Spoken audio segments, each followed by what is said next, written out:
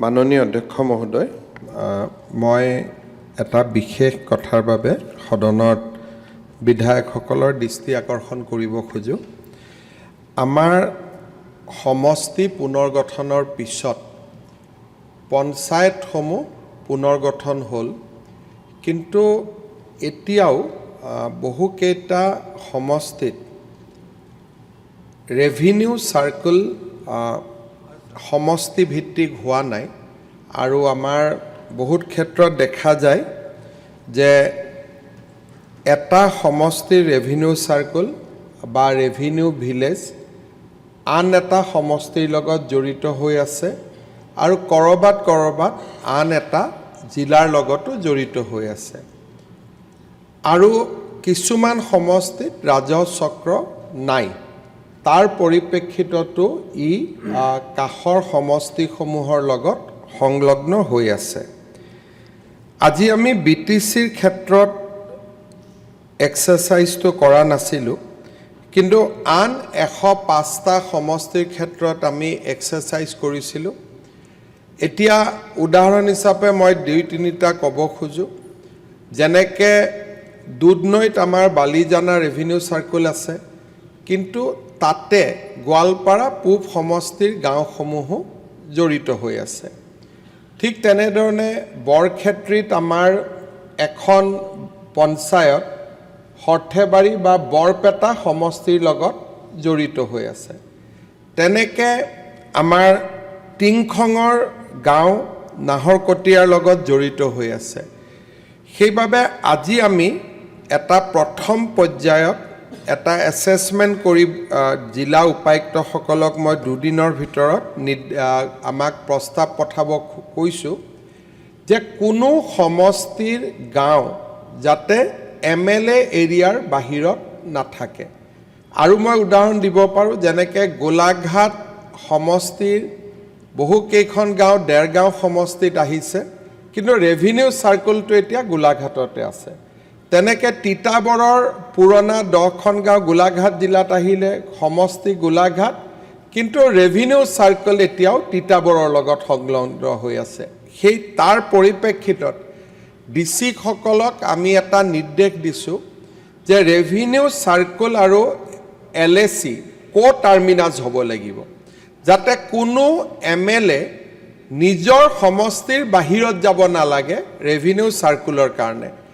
আৰু তাৰ যেনেকৈ মই আজি চাইছিলোঁ ডিমৌ সমষ্টিৰে কিছু গাঁও জড়িত হৈ আছে চৰাইদেউ জিলাত, কিন্তু ডিমৌ পৰে শিৱসাগৰ জিলাত। আজিৰ পৰা আমাৰ ডিচিসকলে এই এক্সাৰচাইজটো কৰিব। আমি ক'তো ৰেভিনিউ চাৰ্কুল উইড্ৰ নকৰোঁ। ক'ৰবাত যদি 3টা আছে 3টাই থাকিব, 2টা আছে 2টাই থাকিব, মাত্ৰ গাঁওবিলাক ট্ৰান্সফাৰ হ'ব।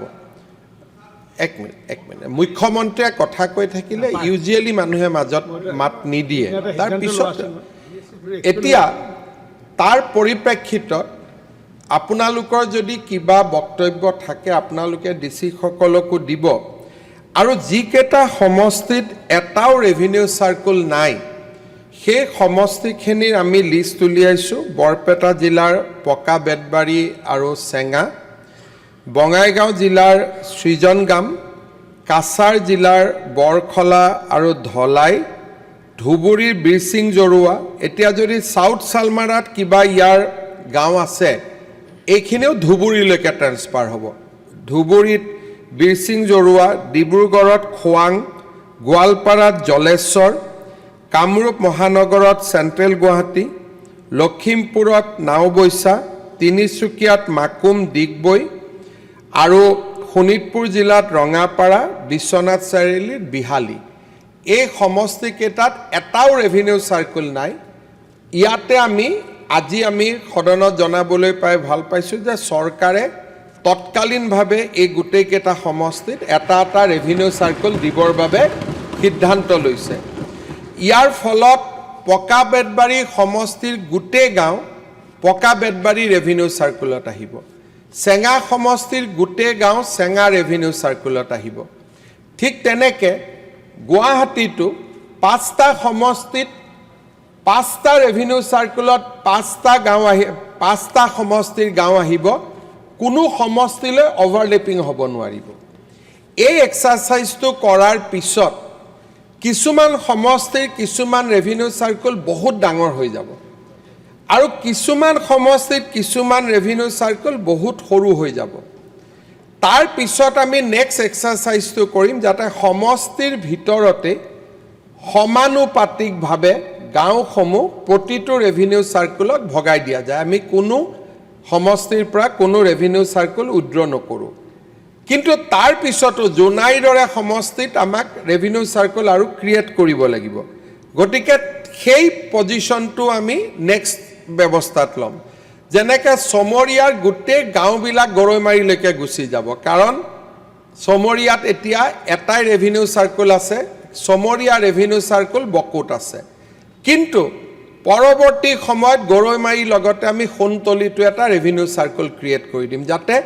বৰ্ধিত প্ৰেছাৰটো ল'বৰ কাৰণে দুটা ৰেভিনিউ সাৰ্কেল আমি কৰিব পাৰোঁ কিন্তু আজিৰ পৰা যিটো এক্সাৰচাইজ আৰম্ভ হ'ব সেইটো হ'ল নিজৰ সমষ্টিত থকা ৰেভিনিউ সাৰ্কেলত গাঁওসমূহ এটেচ কৰা কোনটো ৰেভিনিউ সাৰ্কেলত এটেচ কৰিব লাগে আপোনালোকে যাতে ডিসি সকলক পৰামৰ্শ দিয়ে য'ত এটাই ৰেভিনিউ সাৰ্কেল আছে তাততো পৰামৰ্শৰ প্ৰয়োজনে নাই কিন্তু য'ত এটা ৰেভিনিউ সাৰ্কেল নাই দুটা আছে গাঁওখিনি কোনটো ৰেভিনিউ সাৰ্কেলৰ লগত সংলগ্ন কৰিব লাগে সেইখিনি আপোনালোকে পৰামৰ্শ দিব ইয়াৰ নেক্সট ষ্টেজ আমি বিটিচিটো চেষ্টা কৰিম যাতে বিটিচিটো আমি এনেকৈ ৰেচনেলাইজ কৰিব পাৰোঁ মূল উদ্দেশ্যটো হ'ল পঞ্চায়তৰ সীমাটো যেনেকৈ সমষ্টিৰ ভিতৰত তেনেকৈ ৰেভিনিউ ভিলেজো এতিয়া সমষ্টিৰ ভিতৰত হ'ব যাতে সমষ্টিৰ বাহিৰৰ সাৰ্কেল অফিচাৰৰ তাতে সমষ্টিৰ মানুহ বা সমষ্টিৰ বিধায়ক যাব